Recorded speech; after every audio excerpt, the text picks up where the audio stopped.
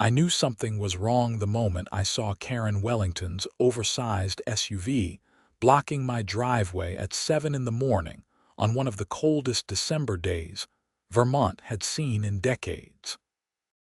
I'm Quincy Zimmerman, and I've lived in the Maple Ridge residential community outside Burlington for 3 years.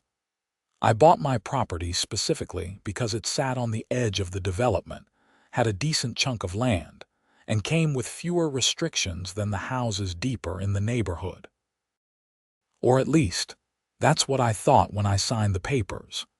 Karren was the HOA president, a woman in her late 40s with that particular haircut that screamed she wanted to speak to managers everywhere she went. Today she wore a puffy white coat that made her look like an angry marshmallow, and she was already out of her vehicle, marching toward my front door before I could even get my boots on. I opened the door before she could ring the bell. My coffee was still brewing, and I wasn't in the mood for whatever drama she was bringing this early. "Quincy, we need to talk about your generator," she said, not bothering with pleasantries.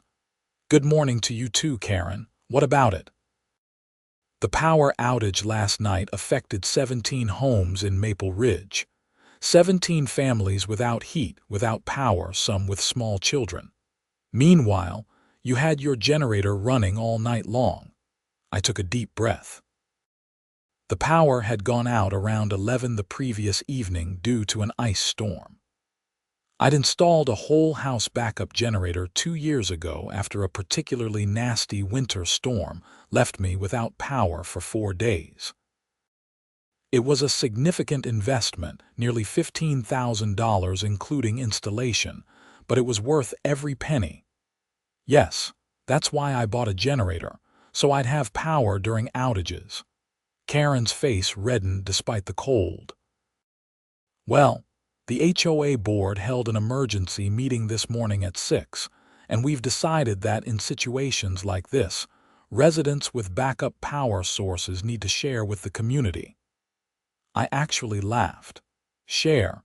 Share how exactly you can run extension cords to neighboring houses. At minimum, you should be helping Mr. and Mrs. Peterson next door. They're elderly. And the Johnsons on the other side have a 6-month-old baby. Karren, my generator is designed to power my house. It's not a commercial unit. I can't just start running cords all over the neighborhood. The HOA bylaws state that residents must act in the community's best interest during emergencies. Show me exactly where it says I have to share my personal property. She pulled out a folder from under her arm.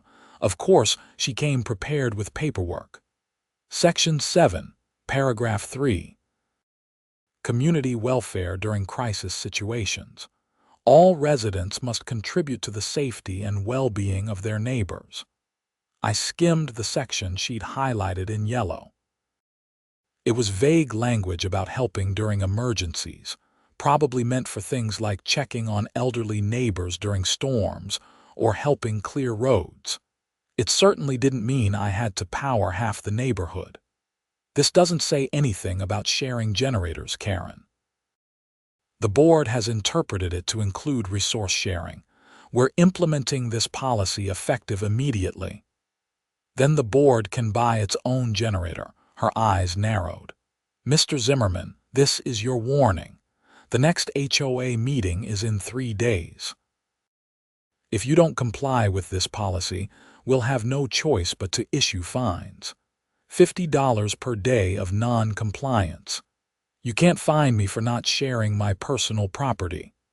We'll see what our lawyer says about that." She turned on her heel and marched back to her SUV, nearly slipping on a patch of ice but catching herself. I closed the door and grabbed my coffee, which had finished brewing. This was insane. I'd spent my own money on a backup system for my own house, and now the HOA thought they could force me to power the neighborhood. Not happening. My phone rang 20 minutes later. It was Gerald Thompson, my next-door neighbor on the left side, not the Petersons on the right. "Quincy, hey, I heard Karren came by your place this morning. Word travels fast. She called me right after leaving your house. Listen, I don't agree with what she's doing. I think it's ridiculous. But I wanted to give you a heads up that she's serious about this. She's already contacted the HOA attorney. Let her. This won't hold up. Maybe not, but she'll make your life miserable trying. You know how she is. I did know. Karren had been HOA president for 5 years, and she ran Maple Ridge like her personal fiefdom. She'd fine people for having the wrong shade of shutters, for parking commercial vehicles in driveways overnight, for letting grass grow a half-inch too tall. Most people just paid the fines rather than fight her, because fighting meant dealing with endless harassment and escalating penalties. But I wasn't most people. I'm a civil engineer and I work from home most of the time. I knew my rights, and I knew property law better than Karren Wellington and her probably overpriced HOA attorney. The power came back on around noon that day, so the immediate crisis ended. But I knew this wasn't over. Karren never let things go, and now that she'd publicly declared this new generator policy, she'd see it through just to prove she could. The next 3 days were quiet. Too quiet. I worked on a project for a client in Boston, did some Christmas shopping online since the roads were still icy, and prepared for the HOA meeting scheduled for Thursday evening. Thursday arrived cold and clear. The meeting was held at the community center, a building the HOA maintained with our dues. I showed up 10 minutes early and found the room already half full. Unusual, since most meetings had maybe a dozen attendees.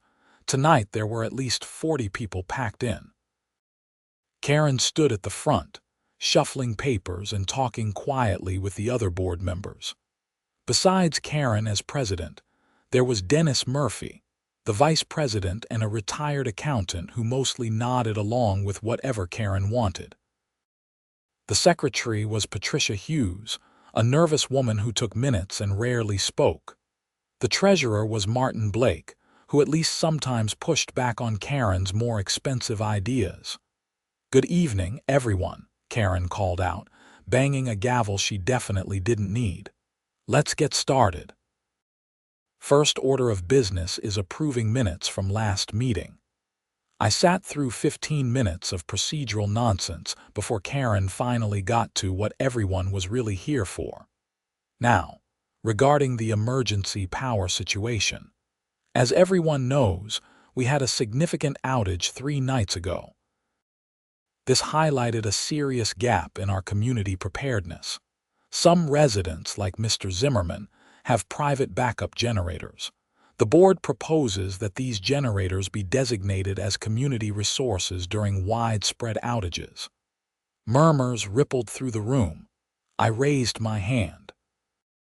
"Mr. Zimmerman, you'll have a chance to speak during public comment. This directly concerns me.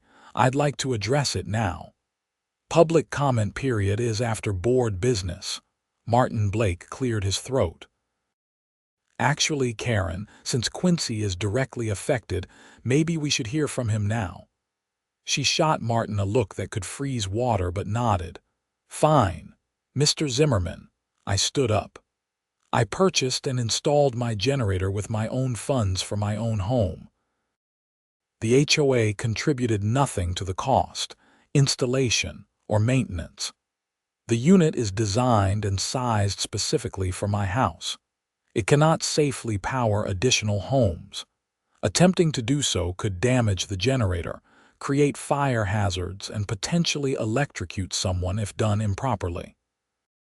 This policy is both unreasonable and unsafe."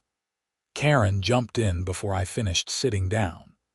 "The board has consulted with an electrical contractor who confirmed that your model generator could safely power at least 2 additional homes with proper load management." "Did this contractor do a site inspection?" "That wasn't necessary. We provided him with your generator's specifications." "How did you get my generator's specifications?" An awkward pause. "They're visible on the unit itself, which is in my backyard, behind my fence." Did you enter my property without permission? Her face reddened. The community has a right to understand resources available during emergencies.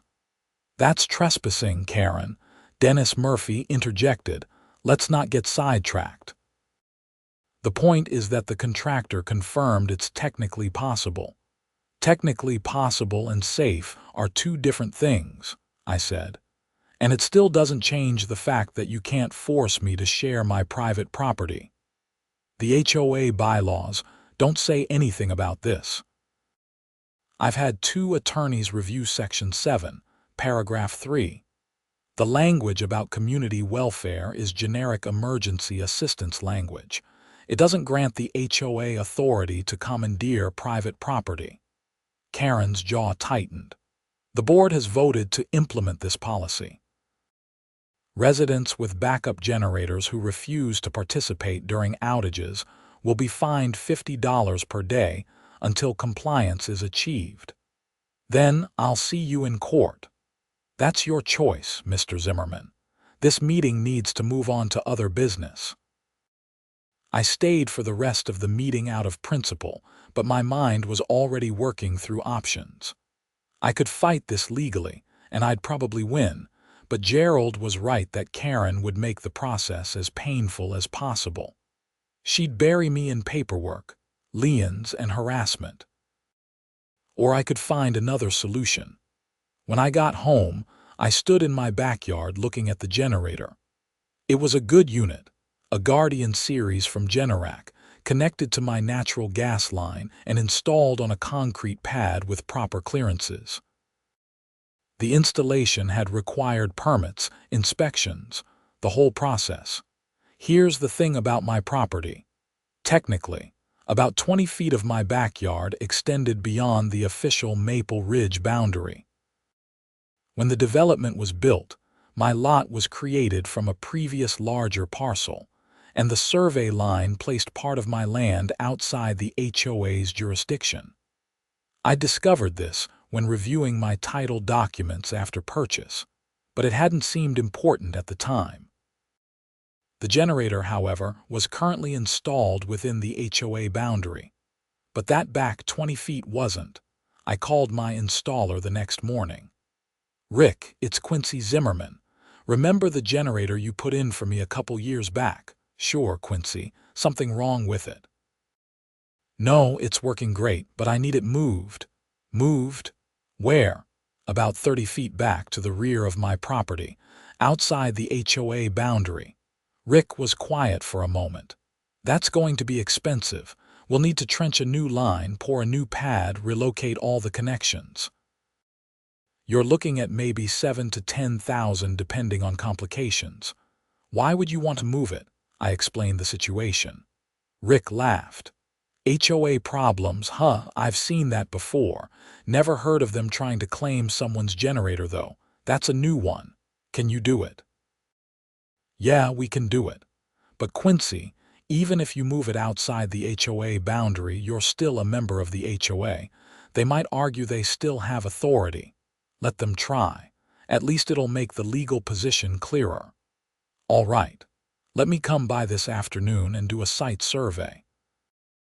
If everything checks out, we could start next week. Weather's supposed to clear up." Rick came by at 2. We walked the property, checked the survey markers, and confirmed that the rear section was indeed outside HOA jurisdiction. The natural gas line would need to be extended. We'd need a new concrete pad, and all the electrical connections would have to be redone. But it was feasible. "One thing to consider," Rick said. "The further the generator is from your house, the longer the cable runs and more voltage drop you'll get. 30 feet is fine, but we'll need to make sure the sizing is right." "Whatever it takes." "Okay, I'll draw up a quote and email it to you tonight." The quote came in at $8,500. I winced but approved it. Rick scheduled the work to start the following Monday, weather permitting. That weekend, I received a certified letter from the HOA's attorney. It was exactly what I expected. A formal notice that I was in violation of the new emergency resource sharing policy and that fines would begin accruing on the 1st of January unless I complied. They'd graciously given me a couple weeks to see reason, probably hoping I'd cave. The letter also included a newly drafted addition to the bylaws, which they'd apparently voted on at Thursday's meeting after I left. It specifically mentioned backup generators and other emergency power sources, requiring them to be made available during community-wide outages. They'd have to get this approved by 2/3 of all homeowners to make it official, but Karren was probably already working on that. I called the attorney whose name was on the letter. Maxwell Sherman, a guy who specialized in HOA law in Burlington. His secretary put me through. "Mr. Zimmerman, I've been expecting your call." "I'm sure you have. I'm calling to let you know that I'm relocating my generator to a section of my property that's outside HOA jurisdiction. Once that's complete, this entire issue becomes moot." A pause. The HOA maintains that all property owned by residents is subject to association rules. That's not legally accurate, and you know it. The HOA's authority extends only to property within its platted boundaries. I have a survey showing the rear of my lot is outside those boundaries. I'd need to review that survey. I'm sure you would. I'll be happy to provide it to opposing counsel once this goes to litigation, but I'm giving you a courtesy heads up that your client is pursuing an action with no legal foundation. Mr. Zimmerman, I'd advise against any action that could be seen as retaliation or spite toward the association. Moving my own property on my own land is neither retaliation nor spite. It's property management. Unless the HOA wants to reimburse me for the purchase, installation, and ongoing maintenance of the generator, along with the fuel costs to run it, they have no claim to its use. The association's position is that community welfare can be served by the community investing in community resources. My generator isn't one of them. Have a good day, Mr. Sherman. I hung up feeling pretty good, but I also knew this was just the beginning. Monday morning arrived brutally cold. The forecast called for temperatures to drop into the single digits by evening. Rick and his crew showed up at 8 with a backhoe on a trailer. "Ready to do this?" Rick asked. "Ready as I'll ever be." They started by marking out the new location and excavating for the concrete pad. The backhoe made quick work of the frozen ground, and by noon they had the forms set up. While the concrete cured, they began trenching for the new gas line. Karren appeared around too, walking through the snow to my backyard. "What's going on here?" she demanded. "Relocating my generator. You can't do that without HOA approval." "I'm not doing it on HOA property, so I don't need HOA approval." She looked at the survey stakes I'd had a professional surveyor mark out over the weekend, showing the HOA boundary clearly. The new generator location was a good 5 feet beyond the line. "This is ridiculous. You're spending thousands of dollars just to avoid helping your neighbors." "I'm spending thousands of dollars to protect my property rights from an overreaching HOA. The board won't tolerate this. The board doesn't have a choice. But please, continue to rack up legal fees pursuing this. I'm sure the other homeowners will love seeing their dues go toward your personal crusade." Rick walked over. "Madam, I'm going to need you to step back. This is a work zone."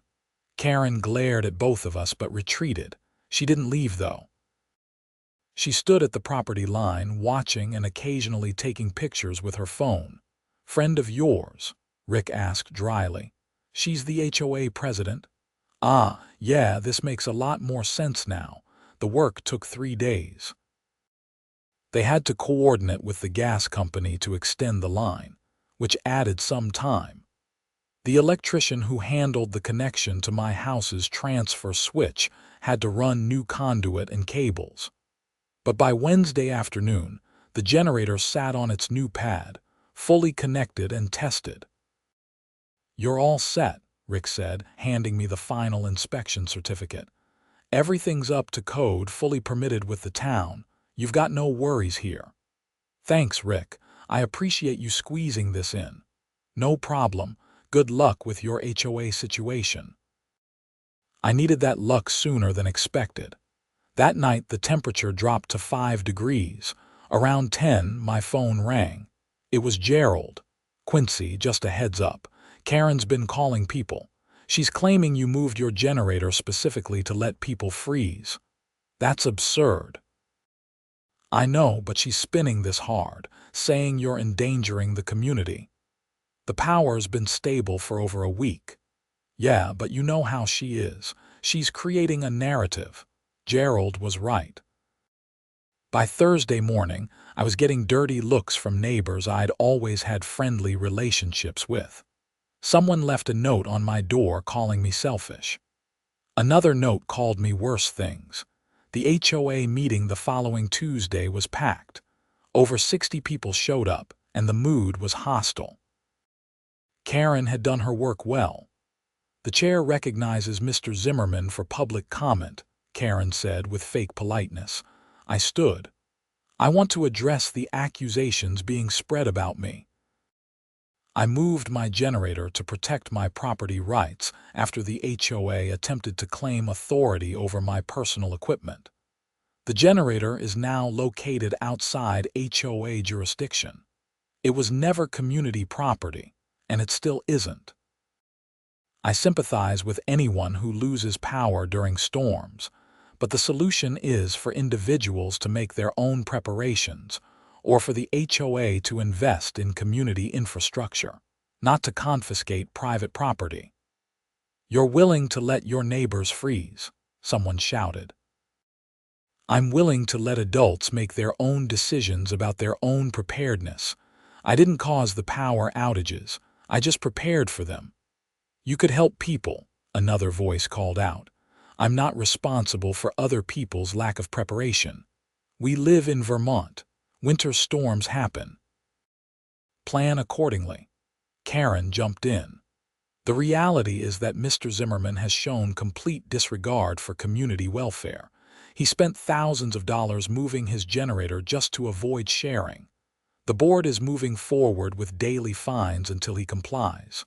"Fines for what?" I asked. "The generator's not on HOA property. You have no jurisdiction. You're still a member of this HOA, living in this community. The bylaws apply to you, not to property outside your jurisdiction. Fine me if you want, but I'll see you in court and I'll recover attorney's fees when I win." The meeting devolved into arguments. Martin Blake, surprisingly, spoke up in my defense. "I think we need to step back here. The HOA can't force members to share private property. That's not what we exist to do. And pursuing legal action that we'll likely lose is a waste of everyone's money." "Martin, the board voted." "I voted against this, Karren. I want that in the minutes." Patricia, the secretary, nodded nervously, writing. Dennis Murphy sided with Karren as expected. The board was split, but Karren as president was pushing forward anyway. I left the meeting angry and frustrated. This was going to get worse before it got better. I was right. The next morning, I found one of my tires slashed. No proof it was HOA related, but the timing was suspicious. I filed a police report and installed security cameras. The cameras proved useful. 2 nights later, they caught a figure approaching my new generator with what looked like a crowbar. The motion-activated lights scared them off before they could do any damage, but I had clear footage. I couldn't identify the person completely, but I could see enough. I took the footage to the Burlington Police Department. Officer Jennifer Martinez reviewed the video. "That's attempted vandalism, possibly attempted theft or destruction of property.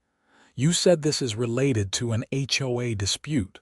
Long story, but yes. "The HOA wants me to share my generator." I refused and moved it outside their jurisdiction. Now I'm getting harassed. Can you identify this person? Not clearly, but I have my suspicions.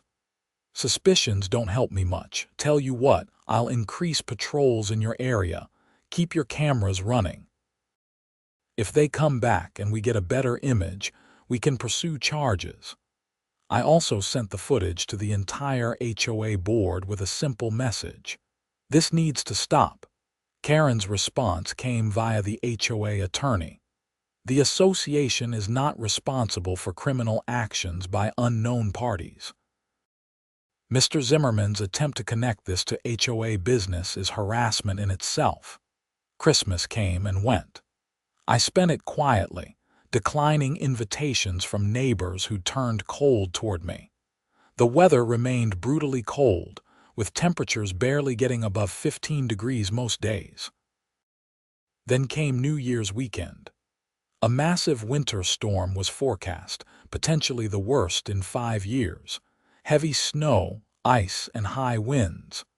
The power company sent out alerts warning of likely outages. I stocked up on food, filled some water containers just in case, and made sure the generator was ready. The storm hit Friday night, and it was as bad as predicted. Snow fell at 2 inches per hour, wind howled, and around midnight the power went out. My generator kicked on automatically, exactly as designed. Lights, heat, refrigerator, everything running smoothly. The power stayed out all weekend. By Sunday morning, 3 feet of snow had fallen and temperatures were in the negative numbers with wind chill. This was legitimately dangerous weather. My phone started ringing Sunday afternoon. First Gerald, then other neighbors, asking if I could help. Not demanding, actually asking politely. "I've got a toddler and it's so cold," one woman said. "Could we just run a space heater off your generator?" Here's the thing, I'm not a monster. If someone's genuinely in danger, I'd help, but I also wasn't going to be used. "Are you in immediate danger?" I asked the woman, whose name was Sarah Chen. "The house is down to 45 degrees. We've been huddling in the bedroom with blankets." "Where's your husband?" "At work. He's an ER doctor, had to go in for the emergency. Bring your toddler over. You can stay warm in my guest room until power's back." "Really? Oh, thank you so much." Sarah and her 2-year-old daughter came over bundled in multiple layers. I gave them the guest room, made hot chocolate, and set them up comfortably. They weren't the only ones. I ended up taking in an elderly couple from 2 streets over whose furnace had died even before the power outage, and Gerald's family, because his wife was recovering from surgery. What I didn't do was run power to anyone's house or open my home to people who'd been calling me selfish all month. Especially not when Karren showed up Sunday evening. "Quincy, I need to talk to you." I spoke through the cracked door, not letting her in. "What do you want, Karren?" "The Petersons next door to you, the elderly couple, their house is getting dangerously cold. They're not home. They went to stay with their daughter in Burlington on Friday before the storm hit. I saw them leave." She faltered. "Well, there are other people who have been harassing me for a month, who called me selfish for protecting my property rights. People are suffering. Then maybe the HOA should have invested in community resources instead of trying to steal mine. That generator could save lives. It's saving the lives of the people I invited into my home. Sarah Chen and her daughter are here. The Martins, who are both over 70, Gerald's family. I'm helping people, Karren, just on my terms, not yours. We need you to provide power to the whole street." "No. And if anyone tries to tap into my generator or my power, I'll have them arrested." She stood there, snow swirling around her, and for a moment I almost felt bad. But then I remembered her entering my property without permission, her threats, her fines, and the campaign of harassment she'd enabled. "The board will hear about this." "I'm sure they will. Now go home, Karren. Stay warm." I closed the door. Through my security camera, I watched her trudge back to her luxury SUV and drive away. The power came back Monday afternoon. Sarah and her family went home with profuse thanks. The Martins hugged me. Gerald slipped me a bottle of expensive bourbon with a note that said, "You're a good man." I felt okay about how I'd handled things. I'd helped people who actually needed help without caving to Karren's demands. But Karren wasn't done. Not by a long shot. The next HOA meeting was in mid-January.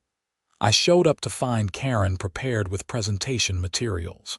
She'd actually created a PowerPoint. As everyone knows, we had a significant power outage during the New Year's storm. Some residents went days without power and life-threatening cold. Meanwhile, Mr. Zimmerman had full power but refused to share with the community. "That's not accurate," I interrupted. "I housed 5 people in my home, including a toddler and elderly residents. I helped people. You cherry-picked who you'd help while others suffered." "I helped people who needed help and who hadn't spent the previous month harassing me. You wanted me to power empty houses. The Petersons weren't even home. Other people needed help. Other people could have prepared, or left, or gone to one of the warming shelters the town opened. Nobody died. Nobody was even seriously harmed. This is manufactured drama." Martin Blake spoke up. "Karren, I think we need to drop this. Quincy's not legally obligated to help anyone, but he did help people anyway. That's more than enough. The board has decided to increase his fines to $100 per day, retroactive to January 1st. The board can't fine me for property that's not in HOA jurisdiction. We can fine you for violating community standards of behavior." "On what grounds?" Karren pulled out another document. Section 12, Paragraph 7, Conduct detrimental to community welfare. That's for things like loud parties and junk cars on lawns, not for declining to share private property. The board determines what's detrimental, and a court will overturn any unreasonable determination. We were at an impasse. Karren pushed through a board vote, 3-2, with Martin and Patricia voting against the fines. Dennis and another board member I barely knew voted with Karren. I walked out and immediately called my attorney, Robert Singh, who I'd retained after Karren's first threat. "They're fining you for not sharing your generator," Robert asked. "That's not going to hold up." "I know, but they're doing it anyway." "Okay, here's what we do. Let them send the fine notices. Don't pay them. When they try to put a lien on your property, we'll fight it in court. We'll probably win, and we can pursue recovery of attorney's fees and possibly damages for harassment. How long will that take? Months, maybe a year, but you'll win." I didn't want to spend a year fighting this, but I didn't see another option. The fine notices started coming. $100 a day every day. After a week, I was supposedly in debt to the HOA for $700. After a month, $3,000. The amount was absurd, obviously designed to force compliance through financial pressure. But I had a good job and savings. I could outlast this. What I couldn't outlast was the continued harassment, more slashed tires. Someone spray-painted "selfish" on my fence. Hateful notes. Anonymous calls to my work complaining about me. The security cameras caught another attempted vandalism in early February. This time, the footage was much clearer. I could identify the person. Dennis Murphy, the HOA vice president. He was trying to sabotage my generator with some kind of chemical, probably trying to pour it into the fuel line or exhaust. I called Officer Martinez immediately. She came to my house, reviewed the footage, and nodded grimly. "That's definitely Dennis Murphy. I know him. This is clear evidence of attempted criminal mischief, possibly attempted sabotage. Given that this is critical infrastructure in winter, we could even argue it's reckless endangerment. What happens now? I'll get a warrant and arrest him. You'll need to press charges." "I will." Dennis was arrested the next day at his home. The local news picked up the story. HOA board member arrested for attempted sabotage and generator dispute. It made me look sympathetic, and suddenly people started asking questions about what the HOA was really doing. A group of homeowners I'd never met approached me after Dennis's arrest. They were led by a guy named Tom Brennan who lived on the other side of the development. "We heard what's been happening to you. We had no idea. Karren's been telling everyone you were refusing to help people during emergencies." "That's not true. I helped everyone who needed it during the New Year's storm. We're organizing a recall petition. We want Karren out as president. Will you support it?" "Absolutely." The recall effort gained steam quickly. It turned out a lot of people were tired of Karren's authoritarian approach. She'd fined or harassed dozens of homeowners over the years. The generator dispute was just the final straw. Meanwhile, Dennis Murphy was facing criminal charges. His lawyer tried to argue it was a misunderstanding, that Dennis was trying to help maintain the generator. But the footage clearly showed him acting suspiciously at night, pouring something into a place he shouldn't. The prosecutor offered a plea deal: guilty to criminal mischief, probation, community service, and a restraining order keeping him away from me and my property. Dennis took it. The HOA's attorney, Maxwell Sherman, called me in early March. "Mr. Zimmerman, my client is prepared to drop all fines and acknowledge your right to manage your generator as you see fit." "In exchange for what?" "Dropping any legal action against the HOA. I want a formal letter acknowledging that my generator is private property outside HOA jurisdiction, that the HOA has no authority over it, and that the emergency resource sharing policy is void as applied to me. I think we can arrange that. I also want the HOA to reimburse me for the security system I had to install because of harassment from board members. That's $3,000. That's what it cost. Plus I want my attorney's fees covered. Mr. Zimmerman, those are my terms. Otherwise, I'll see you in court and I'll win, and it'll cost the HOA a lot more than what I'm asking." Maxwell conferred with Karren and the board. They agreed to my terms. The formal settlement arrived a week later. The HOA acknowledged my rights, voided the fines, and paid me $5,500 to cover my costs. But the real victory came in April. The recall petition succeeded. Karren was removed as HOA president by a vote of 68% of homeowners. Martin Blake was elected as the new president, with Tom Brennan as vice president. The new board's first action was to formally rescind the emergency resource sharing policy and apologize to me publicly for the harassment. Karren and her husband sold their house in May and moved out of Maple Ridge. I heard she bought a condo in a building with no HOA.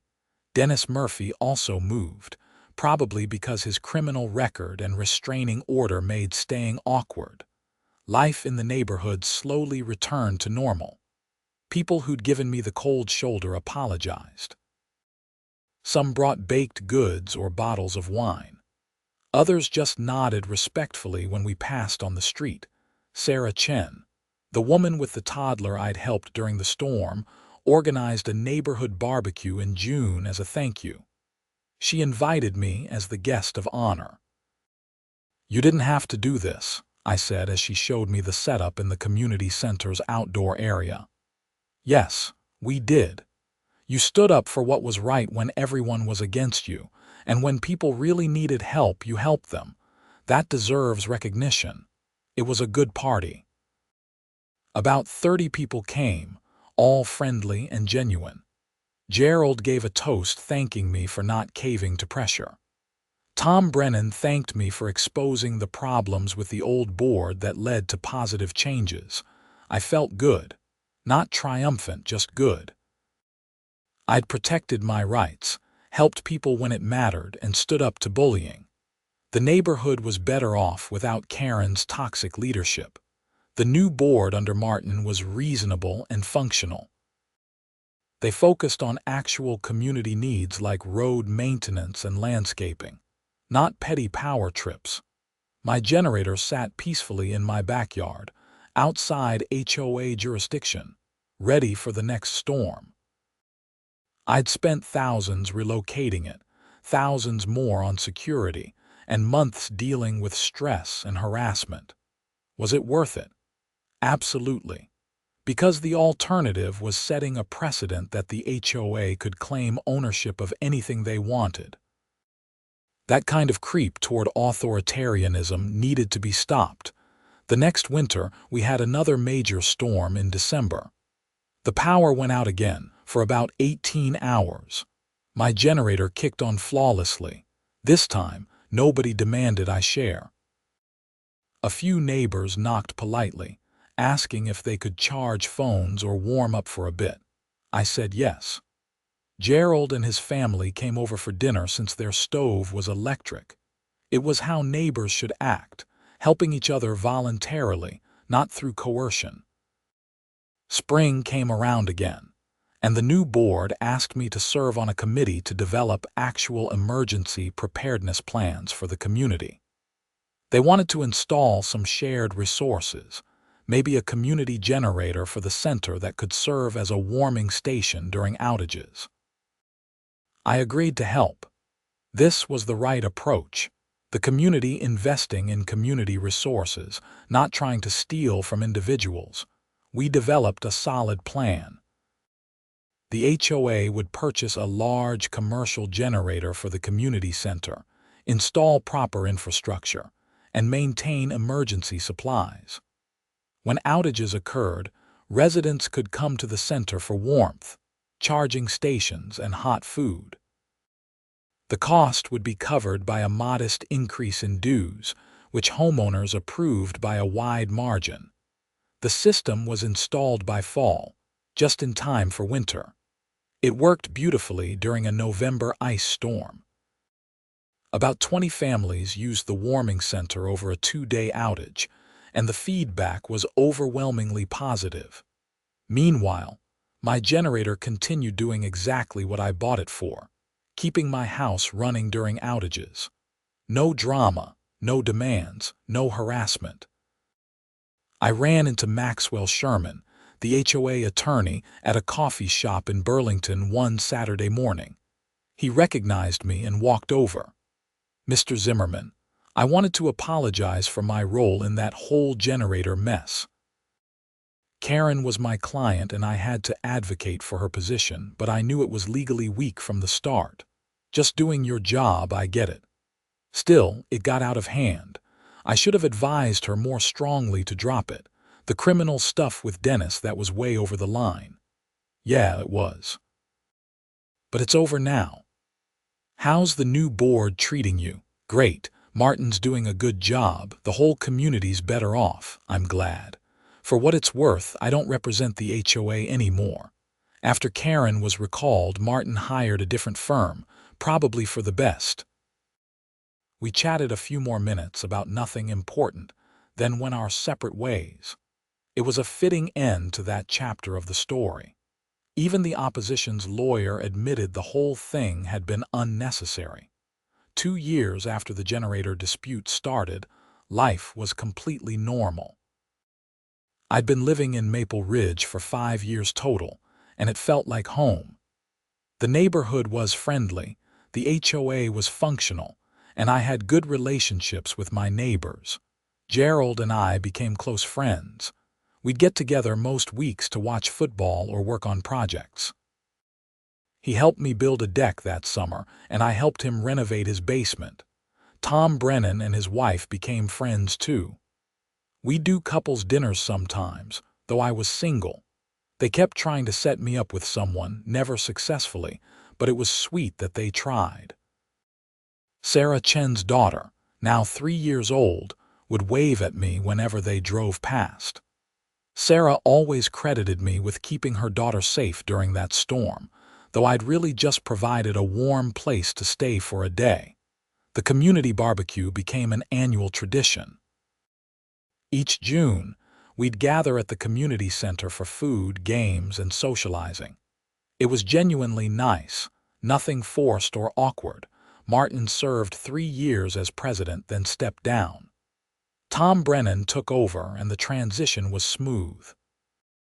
The board continued to function well, focused on reasonable management of common areas and amenities. Karren Wellington became a cautionary tale within the community. When new residents joined Maple Ridge, they'd eventually hear the story of the HOA president who tried to claim ownership of someone's generator and got recalled for it. The details varied in the retelling, but the moral was always the same. HOA boards exist to serve the community, not to control it. I never heard what happened to Karren after she moved. Part of me hoped she'd learned something from the experience. A bigger part figured she probably just found new battles to fight in her new community. Dennis Murphy I heard about occasionally through the grapevine. He'd moved to New Hampshire, worked for an insurance company, kept his head down. The criminal record from the sabotage attempt followed him, a permanent reminder of what happens when you let personal grievances override common sense. As for my generator, it continued to run flawlessly. I maintained it regularly, tested it monthly, and it never let me down. During outages, it powered my house and provided a safe haven for anyone who needed it. The installation cost, the relocation cost, the security system, the legal fees, all of it had been worth it. Not just because I won the dispute, but because I'd established an important principle. Individuals have rights that can't be trampled by collective demands, no matter how those demands are justified. HOAs serve a purpose. They maintain common areas, establish reasonable standards, and provide community amenities. But they're not governments. They can't exercise police powers. They can't confiscate property. And they can't punish people for declining to surrender their rights. The generator dispute taught Maple Ridge that lesson. It was an expensive, stressful, occasionally frightening lesson, but it stuck. The community was better for having learned it. I sometimes wondered what would have happened if I just caved to Karren's initial demand. Probably I'd have ended up powering half the neighborhood during that New Year's storm. My generator would have been overtaxed and possibly damaged. Someone might have been hurt by improper electrical connections, and Karren would have felt empowered to make even more unreasonable demands in the future. By standing firm, by protecting my property rights, by moving the generator outside HOA jurisdiction, I'd forced a confrontation that needed to happen. The community had to decide what kind of HOA it wanted to be. Thanks to the recall and new leadership, it chose to be a reasonable one. On cold winter nights, when I'd hear my generator humming in the backyard, keeping my house warm and lit while the neighborhood sat dark, I didn't feel guilty. I felt prepared, and I felt grateful that I'd had the backbone to stand up for what was right, even when it was difficult and unpopular. The generator dispute was over, resolved in the best way possible. Clear legal victory, positive community change, and lessons learned all around. Karren Wellington had demanded I share my backup generator, thinking she could use HOA authority to force compliance. Instead, I moved it outside her jurisdiction and let the consequences play out naturally. I didn't let anyone's pipes freeze. Everyone who actually needed help got it. But I did it on my terms, as a voluntary choice, not as a coerced requirement. That distinction mattered more than Karren ever understood. Years later, telling this story to new neighbors or friends, people always ask the same question. Was it worth all the trouble? My answer was always the same. Absolutely. Because some principles are worth fighting for, even when the fight is hard. Especially when the fight is hard. The generator still sits in my backyard, 30 feet behind my house, 5 feet outside the HOA boundary line, running perfectly whenever I need it. It's more than just a piece of equipment. It's a monument to the importance of property rights, personal responsibility, and the limits of collective authority. And every time I see it, I smile.